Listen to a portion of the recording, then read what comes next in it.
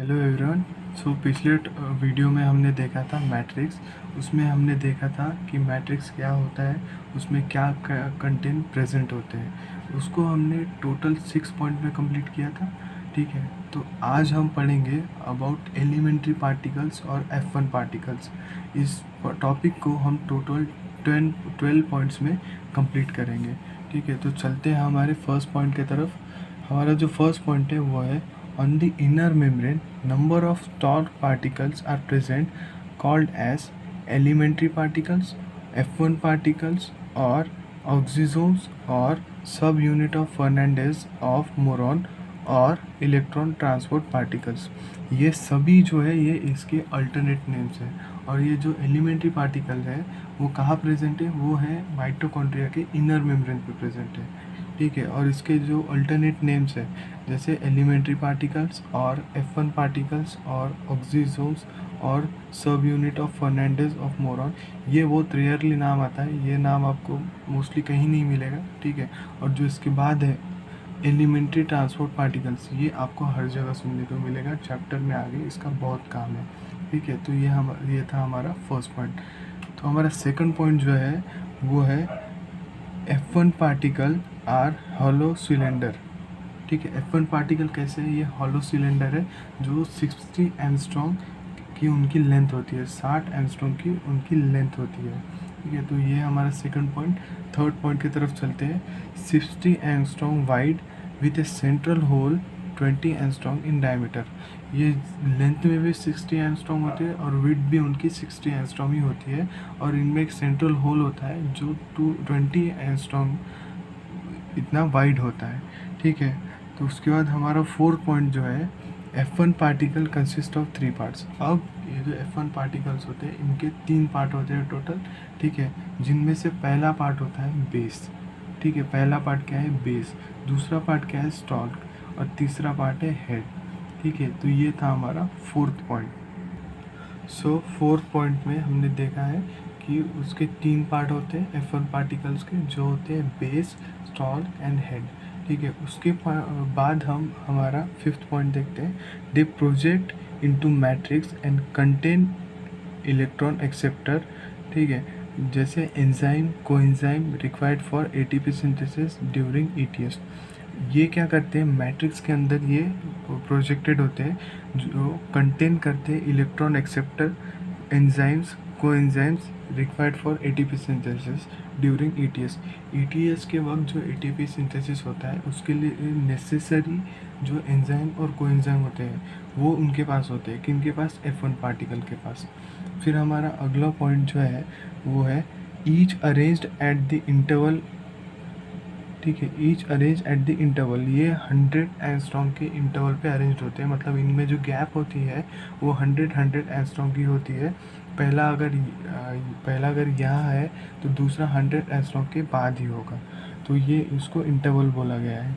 उसके बाद का हमारा जो पॉइंट है, head piece is about 75 to 100 angstrom. इसका जो हेड है वो कितना है, 75 से 100 एंगस्ट्रॉम के डायमीटर में है। ठीक है, और stock is 50 angstrom in length. और स्टॉक जो है उसकी लेंथ कितनी है, 50 एंगस्ट्रॉम।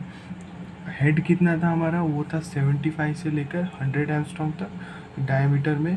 और जो हमारा स्टॉक है वो है 50 एंगस्ट्रॉम तक। उसके बाद हमारा अगला पॉइंट है, earlier it was believe that. अब यहाँ एक स्टोरी बताई गई है। ठीक है, तो हमें स्टोरी बहुत अच्छे से सुननी है।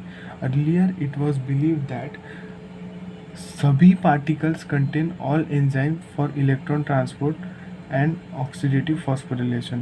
पहले ये बिलीव था कि मतलब सभी F1 पार्टिकल्स, ठीक है, बिलीव था कि सभी F1 पार्टिकल्स के पास एंजाइम्स होते हैं electron transport and oxidative phosphorylation के। ठीक है, तो ये था हमारा ये पॉइंट। अब जो हमारा अगला पॉइंट है, this particle are also known as ETS, electron transport system. ठीक है, इलेक्ट्रॉन ट्रांसपोर्ट सिस्टम, पार्टिकल को क्या हम बोलते हैं, इलेक्ट्रॉन ट्रांसपोर्ट सिस्टम। सो हमारा अगला जो पॉइंट है वो है, ये सबसे इम्पोर्टेंट पॉइंट है। ये इसमें बोला गया है कि सभी पार्टिकल्स, सभी एलिमेंट्री पार्टिकल्स में 4 कॉम्प्लेक्स होते हैं। कितने कॉम्प्लेक्स होते हैं, 4 कॉम्प्लेक्स होते हैं। जैसे कॉम्प्लेक्स 1 और कॉम्प्लेक्स 2 बेस पीस में होता है, ठीक है, हमने वहाँ पढ़ा था बेस, टॉर्क और हेड। तो कॉम्प्लेक्स 1 और कॉम्प्लेक्स 2 का है बेस पीस में है, कॉम्प्लेक्स 3 है स्टॉर्क में, कॉम्प्लेक्स 3 का है स्टॉर्क में, और कॉम्प्लेक्स 4 का है हेड में। ये सबसे इम्पोर्टेंट पॉइंट है एलिमेंट्री पार्टिकल्स का। इसके बाद अगला पॉइंट ये है कि now it is accepted that the respiratory chain और ETS lie in the base piece. ये अभी इसके बारे में कुछ बोलने को है नहीं, ठीक है। तो इसमें बोला क्या है गया है कि अभी एक्सेप्टेड है कि जो रेस्पिरेटरी चेन और ईटीएस है वो लाई कहाँ करता है, वो बेस पीस में लाई करता है, ठीक है। उसके बाद हमारा पॉइंट है enzyme and other component are embedded in inner mitochondrial membrane. Enzymes और अदर कंपोनेंट्स, ठीक है, एंजाइम्स और अदर कंपोनेंट्स कहाँ कहाँ प्रेजेंट है, वो है इनर माइटोकॉन्ड्रियल मेम्ब्रेन में वो प्रेजेंट है। क्या, एंजाइम्स और अदर कंपोनेंट्स। सो हमारा अगला जो पॉइंट है इसको मैंने 4 सब पॉइंट्स में डिवाइड कर दिया है क्योंकि ये थोड़ा बड़ा पॉइंट था। तो हमारा ए पॉइंट जो है वो है with the help of DNA and ribosome. किसके हेल्प से, डीएनए और राइबोसोम के हेल्प से माइटोकॉन्ड्रिया सिंथेसाइज सम प्रोटीन, ठीक है। डीएनए और राइबोसोम की हेल्प से माइटोकॉन्ड्रिया क्या करता है, प्रोटीन सिंथेसिस करता है, ठीक है। ये था हमारा बी पॉइंट। सी पॉइंट में देखते हैं बट फॉर सम प्रोटीन। अब कुछ प्रोटीन तो माइटोकॉन्ड्रिया बना लेता है, पर कुछ प्रोटीन के लिए वो डिपेंडेंट होता है किसके ऊपर, nuclear DNA and cytoplasmic ribosome के ऊपर, ठीक है। अब डीएनए और राइबोसोम के राइबोसोम के हेल्प से वो कुछ बना लेता है, कुछ प्रोटीन बना लेता है, बट फॉर सम प्रोटीन, कुछ प्रोटीन के लिए वो nuclear DNA and cytoplasmic ribosome के ऊपर डिपेंडेंट होता है। They are also known as semi autonomous cell. Semi autonomous cell बोला जाता है और self replicating cell. Semi autonomous और सेल्फ रेप्लिकेटिंग का मतलब एक ही है, इसमें कोई ज़्यादा डिफरेंस नहीं है। तो ये थे हमारे टोटल 12 पॉइंट्स, ठीक है। तो इसमें कुछ ज़्यादा था नहीं। एलिमेंट्री पार्टिकल सबसे इम्पोर्टेंट टॉपिक है according to biology. Okay, thank you.